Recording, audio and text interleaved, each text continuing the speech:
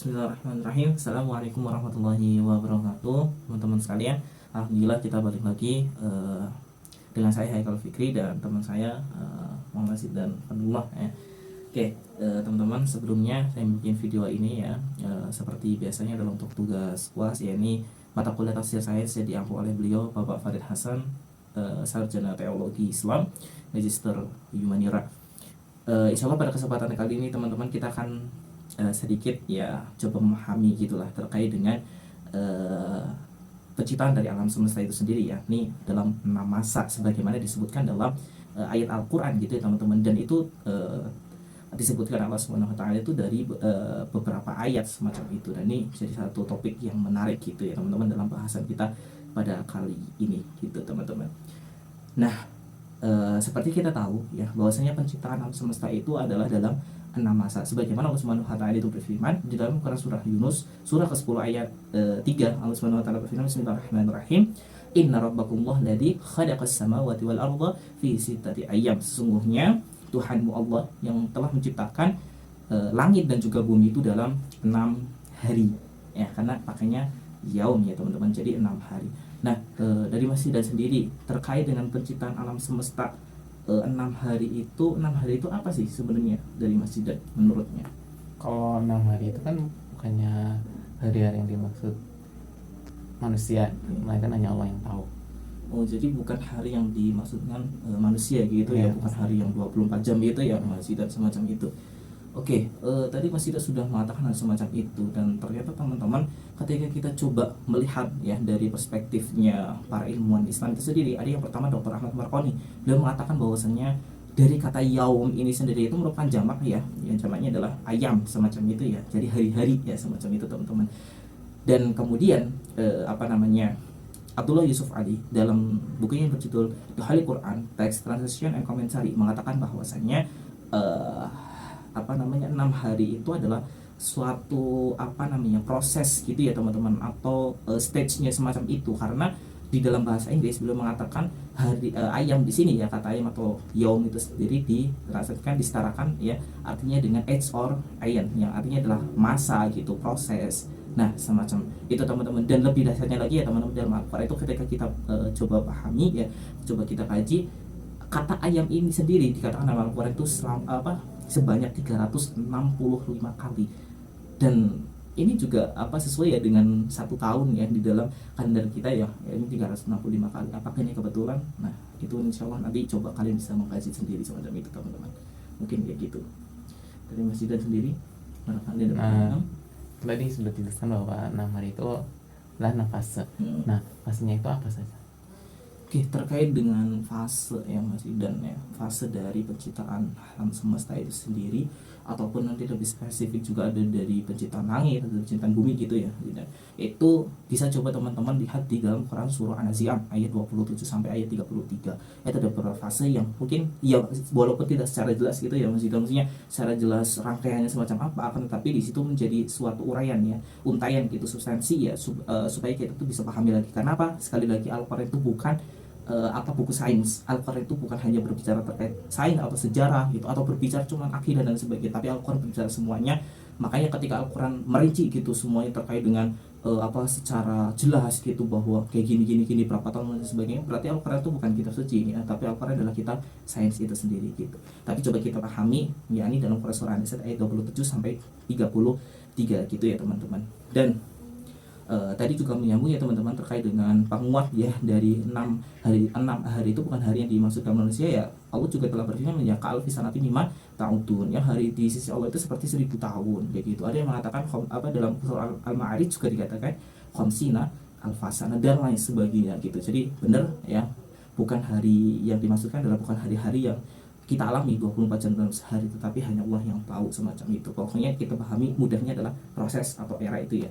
Kemudian yang pertama teman-teman merujuk dari surah An-Nazi'at, fase yang pertama adalah fase ledakan, yakni dalam Quran surah An-Nazi'at ayat yang ke-23 7 ya, Allah Subhanahu wa taala itu berfirman, antum asyaddu khalqan amis sama'u banaha. Apakah penciptaan kamu yang lebih hebat, apakah langit yang telah dibangunnya?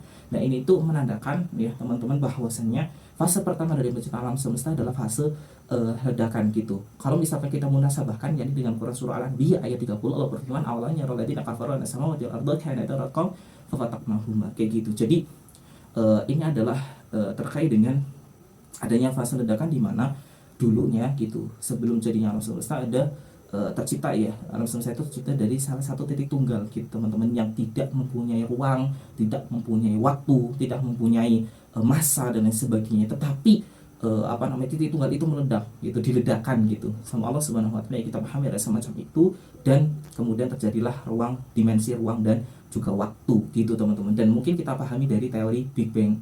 Big Bang itu sendiri ya teman-teman, yakni asal muasal dari bumi itu, dari bumi atau alam semesta lainnya adalah adanya ledakan itu sendiri. Dan tidak mungkin ledakan itu hanya terjadi satu kebetulan gitu ya maksudnya, tapi pasti diadakan. Dan siapa yang mengadakan? Allah Subhanahu wa taala. Kemudian yang kedua adalah fase pengembangan alam semesta. Allah berfirman ya dalam Quran An-Nasr ayat 28, rafa'a samkaha fasawwaha. Dia telah meninggikan bangunannya lalu menyempurnakannya. Ini artinya apa? Bahwasanya di ayat ini itu terkait dengan samawat ya, langit itu ditinggikan oleh Allah Subhanahu wa taala. Ini adalah satu proses pengembangan ya, fase pengembangan alam semesta itu sendiri, di mana kita juga bisa pahami terkait dengan roti gitu. Roti itu kan aslinya dari gumpalan, kemudian ketika ada ruang dan waktu ya, kemudian saling berjalan, akhirnya roti itu bisa agak membesar ya, mengembang semacam itu. Dan itulah yang bisa bisa kita ibaratkan seperti alam semesta itu sendiri, artinya adalah satu, kemudian saling berjauhan karena terjadi satu pengembangan itu sendiri. Kemudian yang ketiga adalah terkait dengan fase ketika penciptaan atas surya. Allah berfirman dalam Quran surah An-Nazi'at ayat 29, wa lailaha wa akhrajat duhaha. Dan dia menjadikan malamnya itu terang benderang dan menjadikan siangnya itu malamnya itu gelap gulita dan menjadikan siangnya itu terang benderang. Ini adalah fase di mana Allah itu menciptakan matahari ya. Kita tahu dengan rotasi bumi misal semacam itu ya Mas Idan ya, ada siang dan malam ya, karena ada bagian permukaan bumi yang terkena sinar matahari jadi siang, nanti bagian yang tidak terkena jadi malam. Jadi semacam itu. Jadi adanya fase penciptaan sistem pusat ya, saya katakan pusat tata surya yakni matahari itu sendiri. Dan inilah salah satu bagian dari adanya tanda-tanda warna kehidupan itu adalah dengan matahari itu sendiri ya teman-teman, yang menjadi menyinari ya. Misalkan kita katakan misalkan nggak ada matahari, bagaimana kita akan gelap terus dan sebagainya. Maka kita tidak mungkin ya, nanti jauh-jauhnya adalah kita tidak bisa mendapatkan sinar dari matahari itu sendiri, padahal itu juga mungkin bagi kesehatan tulang dan sebagainya, dan untuk beraktivitas manusia itu sendiri.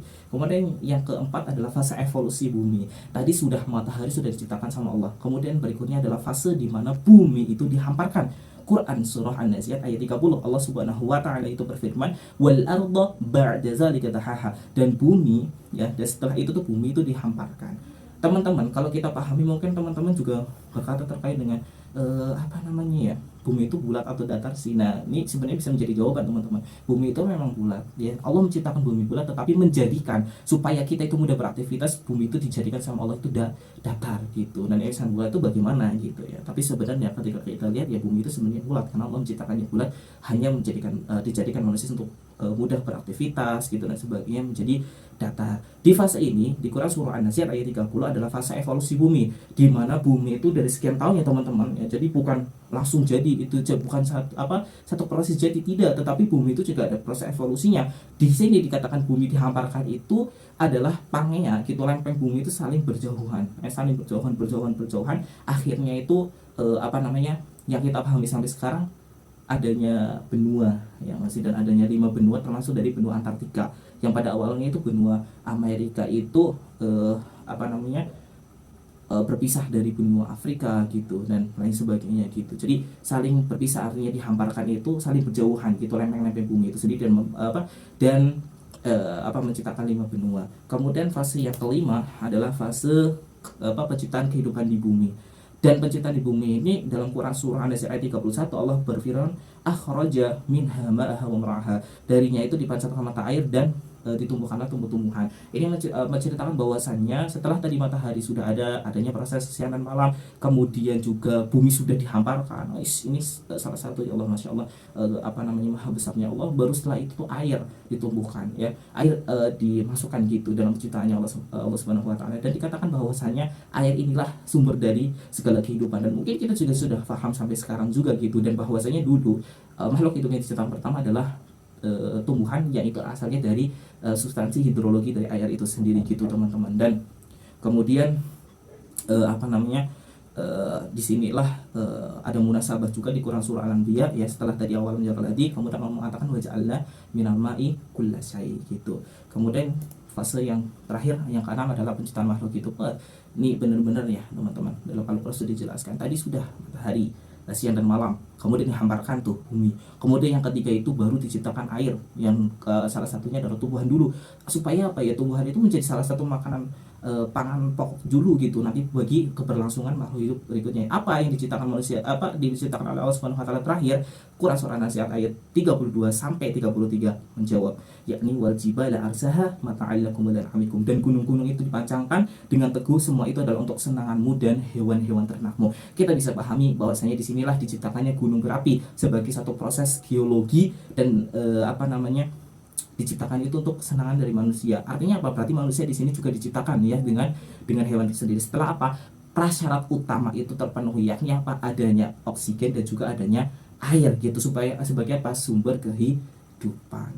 Gitu Mas Ida. Jadi ada 6 proses evolusi semacam itu. Jadi apa ya, bukan berarti kita menafikan gitu ya teman-teman, ya kan Allah kun fayakun, iya, tetapi di balik penciptaan Allah itu kenapa kita tidak bisa merusak itu dalam 6 hari ya, pasti ada ibrah gitu dari penciptaannya Allah Subhanahu Wa Taala itu sendiri. Dan ketika coba kita telusuri dari sains, nggak mungkin gitu hanya 1 hari, nggak mungkin cuma 2 hari kayak gitu, tapi 6, maksudnya hari-hari itu ada dipahami dengan fase atau proses semacam itu. Mungkin itu teman-teman video dari kami ya. Jika ada salah kurang katanya ya mohon maaf ya sebesar-besarnya. Teman-teman bisa melihat dari referensi lain juga. Kita akhiri ya. Syukran katsiran. Assalamualaikum warahmatullahi wabarakatuh.